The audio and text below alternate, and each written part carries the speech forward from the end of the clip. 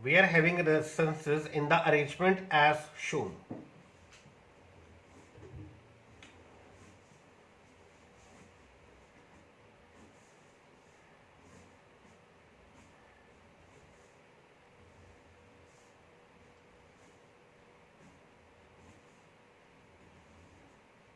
You have to find the equivalent resistance between A and B. This one is R, this one is R, this one is R, this one is R.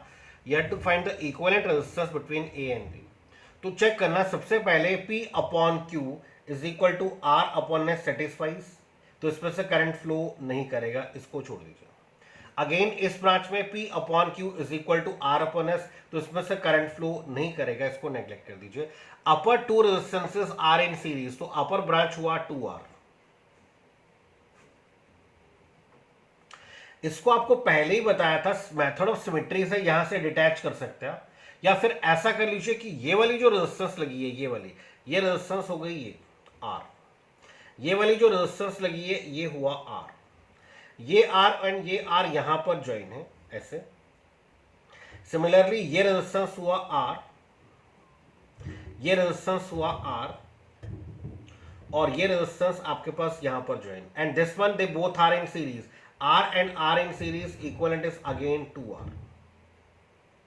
Equivalent resistance find करना है A और B में. Check करना बच्चे, R and R in parallel R by 2, R and R in parallel R by 2, R by 2 plus R by 2 series में, ये हो गया R, इन चारों का सम हो गया R. Now this 2R and 2R in parallel R, then this R and this R in parallel, equivalent is R by 2. तो equivalent resistance between A and B is R by 2. Clear? Next circuit देखिए. Next circuit आपके पास है इस arrangement में as shown. Terminal A, terminal B,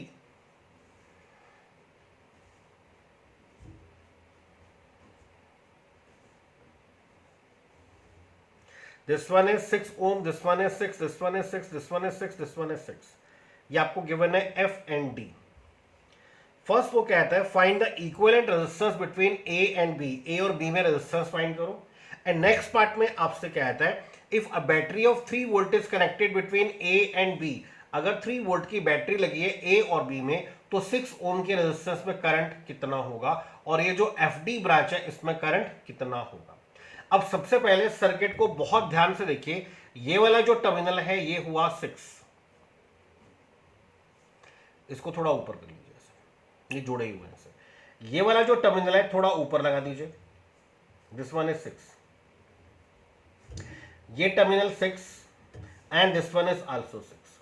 this is P upon Q is equal to R upon S. इसमें से current flow नहीं करेगा, इसको नेग्लेक्ट कर दीजिए. Now this 6 and 6 in series 12, 6 and 6 in series 12, 12 and 12 in parallel 6, then 6 and 6 in parallel 3 ohm. तो equivalent resistance आपको मिल गया 3 ohm. And as the bridge is balance P upon Q is equal to R upon S, तो इसमें से current flow वैसे ही नहीं करेगा. नेक्स्ट पॉइंट में वो कहता है find the current through 6 volt 6 ohm resistance. इसमें करंट निकलना है, तो ये तो डायरेक्टली 3 वोल्ट के साथ पैरेलल में ही लगा हुआ है, तो इसमें करंट कितना होगा, I is equal to V by R. V कितना आपके पास 3, R कितना है 6, तो इसमें करंट कितना होगा 1 बाई 2 दैट इज 0.5 एम्पियर. तो इसमें से करंट कितना जाएगा, वो तो डायरेक्टली इसके साथ पैरेलल में लगा, तो इसमें से करंट कितना जाएगा, I is equal to V by R. 3 by 6 is half ampere, 0.5 ampere. Clear? समझ में आ गया? नेक्स्ट एक और बहुत अच्छा क्वेश्चन है, वो देखिए आप, लिखना बच्चे. वो आपसे कहता है find the equivalent resistance between A and B. Equivalent resistance बताना है A और चलिए C में मान लेते हैं.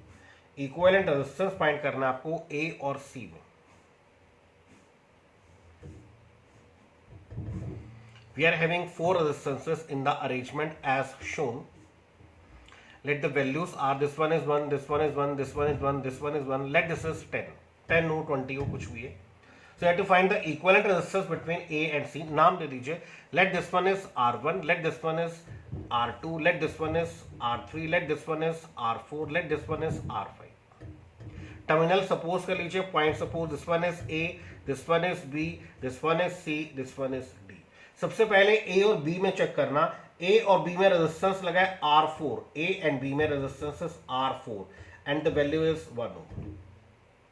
नेक्स्ट इज ए और डी में, ए और डी में ये हुआ A and D, A and D में resistance is R1, this one is 1 ohm, A and D में resistance is R1, this one is again 1 ओम।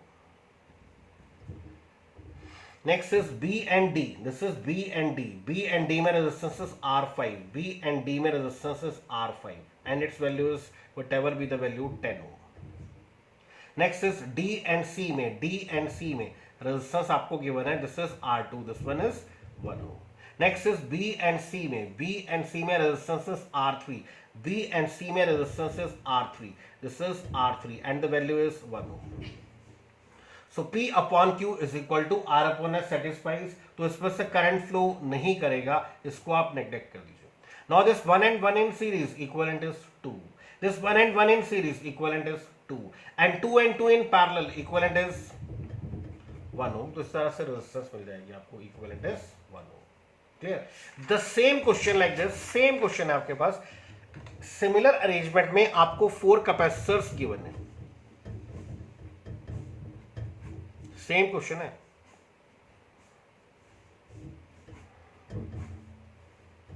ये कैपेसिटर आपके पास है, capacitor is 4 microfarad, this one is 4 microfarad, this one is 4 microfarad, this one is 4 microfarad, this one is 5 microfarad. Terminal suppose कर लीजिए A B C and D. वो आपसे कहता है find the equivalent capacitors between A and C, A and C में capacitance निकालनी है। तो सेम क्वेश्चन है, आपको अगर कहा जाए capacitance is inverse of resistance but according to weights on which if P upon Q is equal to R upon S, if P upon Q is equal to R upon S, in that case Q upon P is equal to S upon R also satisfies. अगर P upon Q is equal to R upon S है तो Q upon P is equal to S upon R वो भी satisfy करता है, because capacitance is inverse of resistance. तो reciprocal is also correct. तो आपको सॉल्व करके किस तरह से वैल्यूज मिलती है चेक करना बच्चे। इसको पॉइंट सपोज कर लीजिए, let this one is A, let this one is B, let this one is D, let this one is C. ये कैपेसिटर हुआ आपके पास ए एंड डी में, ए और डी में, this one is C1, A and D में, this one is C1 and this C1 is 4 microfarad. Next is A and B में capacitance is C4, A and B में capacitance is C4 and C4 is 4 microfarad. Next is B and D में, B and D में capacitance is C5 and C5 is 5 microfarad, B and D में 5 microfarad. Next is C and D में, this is C2, C and D में C2 is 4 microfarad. Next is B and C में, this is B and C, B and C में again 4 microfarad, B and C में again 4 microfarad. सो आप कह सकते हैं P upon Q is equal to R upon S, इसमें कोई charge store नहीं होगा। Bridge is balance 4 and 4 in series, आपको बताया था पैरेलल में कैपेसिटेंस, पैरेलल में रेजिस्टेंस हाफ हो जाती है और सीरीज में कैपेसिटेंस हाफ हो जाती है। Now this 4 and 4 in series equivalent is 2। Now this 4 and 4 in series equivalent is 2 microfarad. Now this 2 and 2 in parallel, parallel में कैपेसिटेंस ऐड हो जाती है, equivalent is 2 and 2 in parallel, equivalent is 4 microfarad. अब question का एक part और सुनिए, वो कहते हैं कि अगर यहां पे 12 वोल्ट की बैटरी लगी है, अगर 12 वोल्ट की बैटरी लगी है between terminal A and C, determine the value of charge stored on each capacitor, हर एक कैपेसिटर पे चार्ज निकालना है।